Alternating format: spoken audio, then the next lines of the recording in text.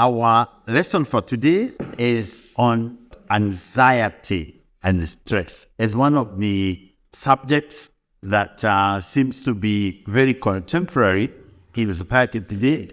So I want you to go in the middle of your page, whatever notebook you're using, and draw yourself at the center. Look for the diagonal right at the center of the page and draw yourself. That's assignment number 1. I will not check how you think you look, but the way you draw yourself is the way you look, according to yourself. Then, on inside you, I want you to write internal sources of stress inside yourself. Now, outside on view, I want you above you. I want you to write external sources of stress. And below you, where your feet are, I want you to draw circumstantial sources of stress. 3 things I want you to see. I want you to see external sources of stress coming to you. I want you to see internal sources of stress coming from within you. And I want you to see circumstantial sources of stress coming from underneath you or on the path that you follow.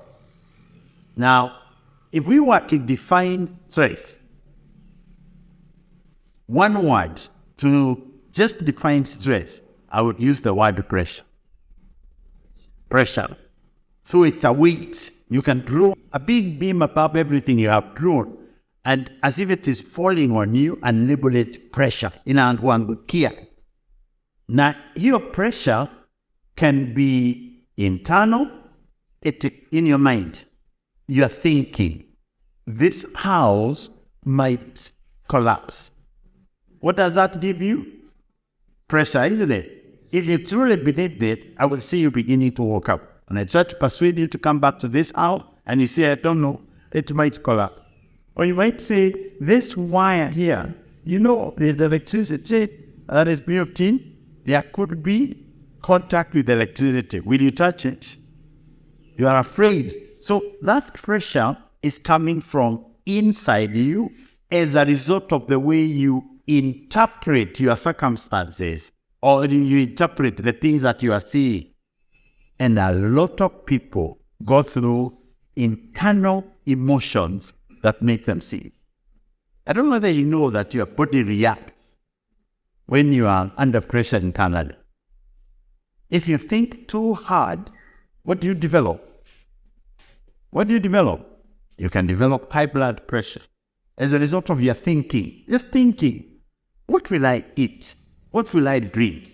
The Bible says, don't worry about that. But do you listen? Of course not. So you think, what will I drink? What will I eat?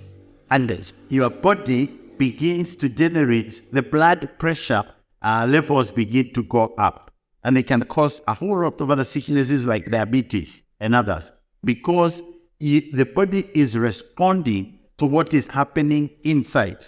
When the Bible says that He still waters, that is peace. It's the equilibrium that your mind needs to be in for you to enjoy. When the Bible says He giveth His righteous sleep, Lord, you can be able to sleep without being bothered by the thoughts that wake you up, because you can trust that He will be a shepherd. So the solution to the pressure that happens inside a person can only be from a state of mind that has been stilled by the confidence that you have. Now, that confidence could be in your ability. I know how to work. I will work for my living. I will not be bothered. My husband has died, but I have skills. I can work. No. Or I will trust the Lord, and the Lord will provide for me because He says He's the husband to the widows, isn't it? Or I have a brother that will stand with me, and he has a lot of cash around him. I will trust him. Now, I can tell you that trusting in men and human beings gets disappointed. Trusting in yourself also gets disappointed eventually. It's good to gain skills. It's good to have backup. It's good to have cash in the bank. It's good to have all those things. But ultimately, question is, do you have an unshakable source of being taken care of by somebody who cannot let it down? The journey that we walk, the greatest journey and the greatest lesson you can be is actually that of stand still and know that I am God. That's God says. So what are you doing at that particular moment? Are you working very hard? Or you are just waiting upon Him? They that wait upon the Lord shall renew their strength. They don't want to meet the circumstances that they have to deal with. They that wait. You see that God is constantly pushing us to the point where we can actually totally depend on Him instead of depending on ourselves. I can only say that to you if you are a Christian, or if you want to follow the Christian way. Now, if you want temporary solutions, they are okay and they are good, because I think it's good to learn that God also gives us the capacity to do skill. He says, do you see a skilled man? Do you see a skilled man? The answer? Show me one. And here's what the Bible says. He will stand before kings. He will not have small men. So skills are good, and you should pursue them, because instead of you constantly having to fear and to worry about whether you can perform, you will know that you can actually do it. Skills are good. Diligence is good. The Bible says if you cannot be trusted with somebody else's goods, how will you be entrusted? They cannot be yours. So you need to be diligent. You need to be trustworthy. You will not have stress. Whenever I meet my brother there, ananiuliza, where do you live? And I think he might be coming to steal from me. Namwambia I live in Meru. Then I meet him next week. And he asked me, by the way, you told me where you live, and I can't remember. But I also have to try and remember where I live. Because it was not the truth. When you lie, you have to constantly keep track of what you tried, what you said, in order for you not to be found out. Isn't it? The mental stress of having to keep track of your life in order for you not to be found out can kill you. Especially the guys who have to lie to like 2 or 3 women. Unaona, huyu anajua niko na Mercedes Benz. So every time I go there, I have to go rent a Mercedes Benz. Ikuja nayo. And it's like, how come that it is the same? It's not the same number as the one you had before. I have so much money. Yeah, I change cars like houses, right? I change cars like shoes. Unaona? Unakuwa mwongo. And people get to know it, and they talk about you themselves. I did not know that, especially the girls really know how to gossip about men. Now, many men think that they are the only ones who talk about girls. Me, I discovered that girls talk about us. In my 50s, when I was invited by a girl who we grew up together, and she took me to a meeting to go and address a group. So we went together, and she was now introducing me. And she says, the brother I'm introducing to you is called Haron Washira. We grew up together, we brought up our children together, and we have known each other since before we got married. Here's what I would like to tell you about Haron Washira. When we were in our early 20s, all of us girls were busy talking about him, and he did not know. So why? Because when the other boys were busy taking us out for coffee and for fun and for tours, the guy was just glued to his own computer. And we were saying, what sort of fellow is this? The only thing he thinks about is computer. They used to think that the computer is my girlfriend. So that's what they were gossiping me about. But she was introducing me. The reason I'm introducing him to you, the younger people, is because later on in life, we discovered that computers was the biggest thing. Because when all of these other fun with the other boys eased, he himself was taken ahead by computer. So who was ahead, me or them? Me, But she only discovered many years later, but in those days they were gossiping about me. And I did not know. And I did not need to know. Because I was just living my life. Just my life. I have been with computers since I was 19 years old. Every generation of computer that has ever come, I have had it. I sold everything that I could get. My first loan was to be able to buy a computer. So that was my life. But the point is, if you have a fake life, it will cause you stress. Stress will cause the linings of your stomach to be eaten up. Do you know that? The disease is called ulcers. The deal, or too much acid in the body, is generated by stress, internal stress. So the first thing for you is to know, how do I deal with internal stress? And you deal with internal stress by developing good skills so that you can be able to cope with the circumstances that come, by trusting God, so that you can be knowing that whatever circumstances come, whatever happens around me, God is in charge, by being faithful and by being honest and living yourself, being content. Yeah. You don't have to be discontent with who you are and not loving the things you see, but having the ability to appreciate that which is real and which is genuine and which will last beyond the years that you have now. If men look at many things and they like a woman. In my 60s now, I am amazed about how we changed. Because when I look around a room of our friends, I remember how each of those people looked in their 20s. And do they change? Do they change? Now, if you loved somebody because of the way they had very nice hair, what will happen when that hair turns gray? Who will be affected, them or you? Niwewe, are you with me? So internally, you need to be ring-fenced against the stress by being organized in such a way that you are not depending on the things that come into you to stress you. You have got robust capacity to withstand the pressure.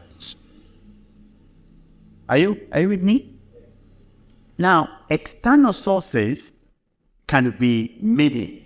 Like yesterday, I was being told by somebody who sells clothes. His wife sells clothes.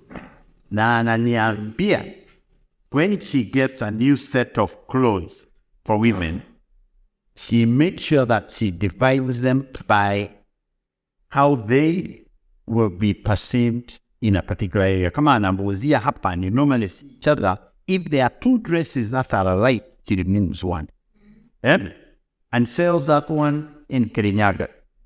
Because Janet allowed me to use you. Janet amenunua dress, looks very nice, and she is wearing it. And nakutana na mtu mwingine kwa hii room wamevaa the same dress. Stress ama mambo baya? Unaona? Men, we don't care. Men, we don't care. You find somebody with the same shirt, hey, we have the same shirt. Great, yeah? But women is stress. So, what? Big stress. Now, that's an external source of stress. That should not be causing you any stress. There are others. You find that family bought a new car. Now, yours is a KP, KBL. And this one is a KT. Now, you go home and you begin to stress the husband. Kwani pesa yako inaenda wapi? Sisi tunaachwa tu na hao wengine, kwani wanadhukuma pesa mingi kuliko sisi? External sources of stress. School fees has been demanded by the 20th and you don't have it. That's an external. Those external sources of stress become something that affect you if you do not know how to respond to them. One, contentment also plays a very big role in handling them. Number two, having the buffer that enables you to respond to those external sources of stress. For example, a group that you can trust. Then in our 30s, as we were bringing up the children together, we created a family fellowship where all our children and ourselves would meet on a regular basis to have stress. And we used to talk about trouble. Can we talk about the kind of troubles that we are facing? And we would put them out there in the open. And other people would give suggestions. The older couples would give us suggestions. So we were able to go through that period of time. And then in our 40s, we formed ourselves into investment clubs. So we began to invest, weka pesa kwa mashamba, plots, what invest, etc. So that in our retirement we have got cash. We don't have to stress. But we grew together and helped each other. We were in every word our brothers' keepers. Are you with me? So you can position yourself amongst other people that are like-minded with you so that you can be ring-fenced from the external pressure that comes from outside as a result of you not knowing how to deal with it, as a result of your inexperience. Somebody else told me, make friends with older people because they will have seen everything that you come across. And I found about 3 men that I made my greatest friends. And for each one of them, I had something I used to do for them. Now, so the advice, make friends who are older than you, who know more than you, is a good story. But I think you can think the principle is that surround yourself with the circumstances and the people and the like-minded persons that can become for you a source of social support network that will keep you away from stress. Then below you, we see this word. We say it internally, you have got internal stress. From above you, you have external stress. From below, circumstantial. As you walk the journey's path, circumstances change and they can bring about stress. You need to train yourself not to be dependent on circumstances or to allow them to be the ones that determine your state of mind. Circumstances will come, they will go. Circumstances will change, life will continue. You accept life as it goes on. Many people can get very stressed. For example, they are in a job and they lose a job. Go on something else. So here's what I personally do. This is me. I make it my goal to have my agenda that is not dependent on the circumstances that I am in. For example, I have an agenda of learning a new skill every year. I make it my goal to pick on a big skill of something I am going to learn every year. It has been programming, has been writing, it has been techniques of growing things. This year, I can actually tell you that these years I've given myself 2 skills to learn. Propagative methods of growing things fast. How to grow things fast. So I've been experimenting with almost all trees. Like I take a cutting of that tree, go put it in rooting hormone, I go plant it in a small greenhouse, I cover it, and then I want what happens in 21 days. You know what I have discovered? Some of the rarest trees to find. Like in Kenya, there is a very, very, very big shortage of camphor wood. The camphor trees, for those of you who know in the forest. Because the value of the wood is so high, the timber, that it's all been cut in. In my area, you have to walk in like 30 kilometers inside the forest to find the first camphor tree. Ukodani. But why isn't it regrown? Because they say the seeds don't germinate easy. They take a long time. I have, as we speak, 2,000 camphor trees that have grown in the last 3 months using that propagated method. Unaelewa? Do you think they are worth a little? They are worth a lot of money. But I have taught myself to do that. I've taught myself to grow avocado that way. I've taught myself to do, now we are experimenting with macadamia. You see, I'm learning. And then I'm investing some little money building up a tissue culture lab because I'd like to multiply seeds. A tiny, small one, but to multiply from the knees. So getting new skills can be a way of helping you to ride the waves that come. The other thing that you do to be able to deal with circumstances is to compare notes with other people who have gone through similar circumstances. Yes, you faced the death of a loved one. How did you handle it? And if you yourself are helping somebody who is in that state, also make it possible for you to have the skills to be able to help the other people. So circumstances are dealt with by you developing your own capacity to handle, or you being able to get help from somebody who has been able to deal with such circumstances, and we have those people all around us. Or the third thing is having the kind of typical buffers that help in managing the circumstantial change. Most people get affected by money, lack of money, school fees. They get affected by disease and occurrence that comes over. Take care of those things in advance. I think we all get being come up for medical benefits here. Yeah? Do you know that to top up that medical cover so that you can get covered for bigger illnesses at bigger limits is very insignificant? Yeah? Like me, I take the cover we get from Britain. This year, I topped it up to cover the things that I would like to see covered that are not covered there. So that if anything happens that's related to disease, you are taken care of. When it comes to saving, if you save a little money every single time, you will be able to create a buffer of cash that you can draw into instead of trying to fundraise every time that you have an illness or if you have a need for school fees. If you invest, I was telling the ones who are in the car with us today, when we were coming, that the opportunities that I find in Africa as a result of the fluctuations of grain prices is huge. Yeah? Like, what is the price of dental now? 100. What is the price when during harvest? So what's up? And when is it lowest?